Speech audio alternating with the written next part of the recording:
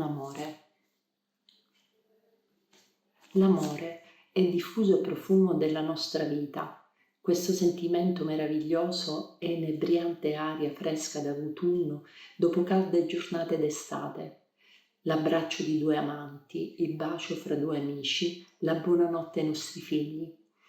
L'amore, sentimento indescrivibile ma pur sempre presente nella nostra esistenza.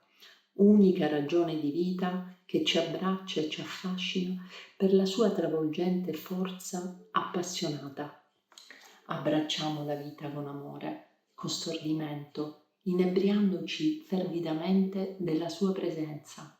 Abbracciamo la vita con amore.